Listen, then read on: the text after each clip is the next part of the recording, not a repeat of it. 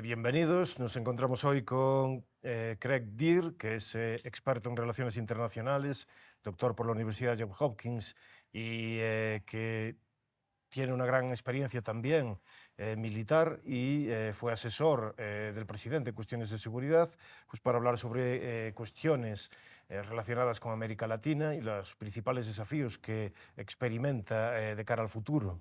Entonces, doctor Craig, una de las cosas que a usted también le gusta investigar o estudiar es la relación entre los militares y la sociedad civil en América Latina.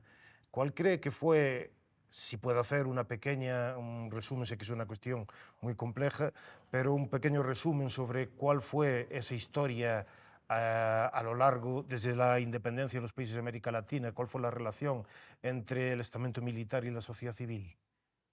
Dani, tenemos apenas un par de minutos para esta pregunta. Se presta para varias horas. Sé que es muy difícil, perdóneme. Muy brevemente, me parece que hay que notar que en gran parte los próceres, los fundadores de la mayoría de los países de la región, pues fueron militares o españoles o- o criollos, pero fueron militares.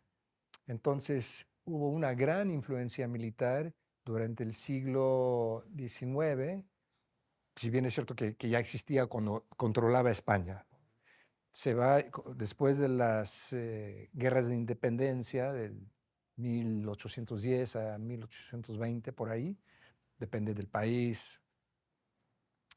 eh, pero las Fuerzas Armadas siguen jugando un rol importante y en gran parte porque es una institución con jerarquía, con capacidad, con disciplina, mientras que los estados se estaban formando y los sistemas políticos, pues lo platicamos en otra ocasión, ¿no? Los sistemas políticos, los sistemas de justicia que estaban en vías de desarrollo, pues no encontraban su lugar. Los militares ya estaban establecidos. Entonces jugaron un rol importante en los sistemas políticos de la mayoría de los países de la región.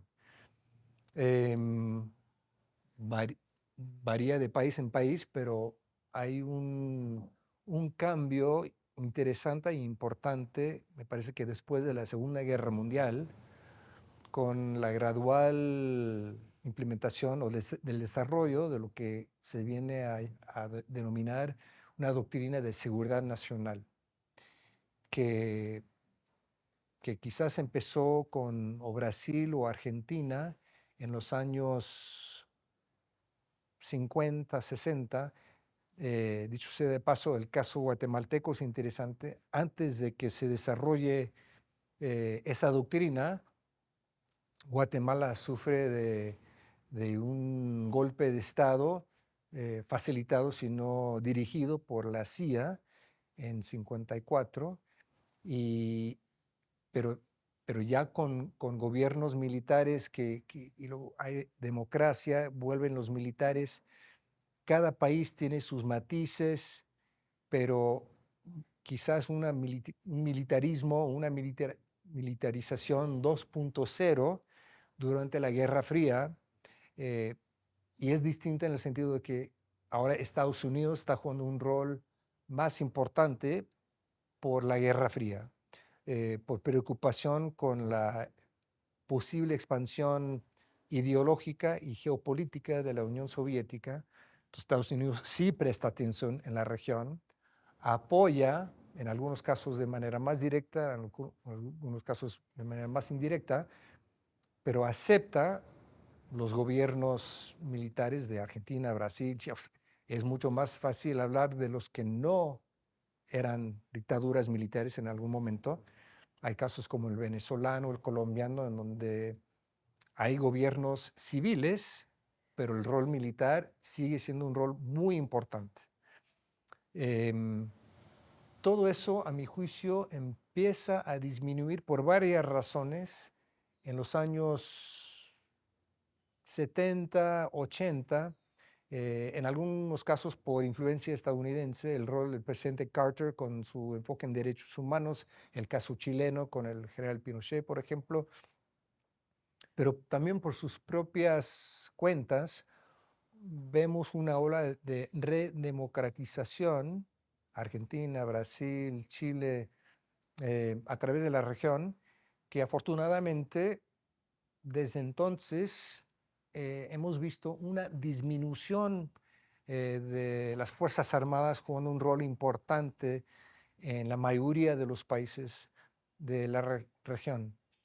Sin embargo, volviendo a una conversación previa, por cuestiones de inseguridad que hemos visto a través de la región, relacionado a la cuestión de crimen organizado transnacional, que supera la capacidad de las fuerzas de orden público, de las policías. Hay que reconocer que en muchos países no tenemos una Guardia Nacional como la española, una gendarmería como la francesa. El caso quizás más cercano podría ser los carabineros de Chile, pero en muchos casos no hay, las fuerzas armadas tienen que intervenir no por decisión propia, sino porque los políticos les dan la tarea. Entonces sí vemos una creciente militarización. El caso de México quizás es el más llamativo.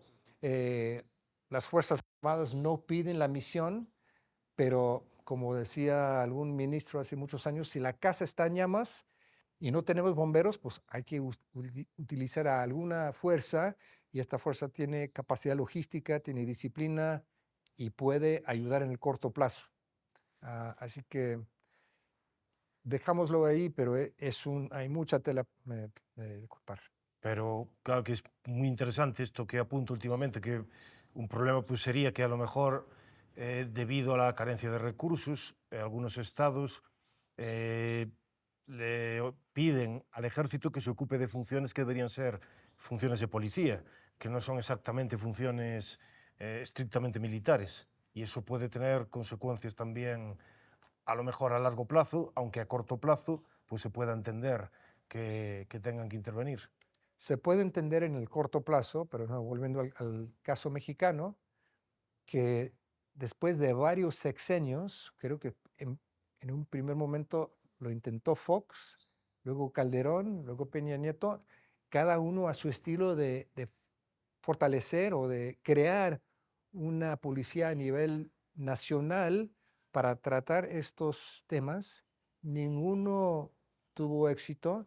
Entonces, las Fuerzas Armadas que venían con este rol previo, ahora en la administración del presidente López Obrador, con su política de abrazos no balazos, le ha dado muchas más tareas a las Fuerzas Armadas, lo que yo llamo una militarización a la AMLO, que ha sido aún peor que las militarizaciones previas.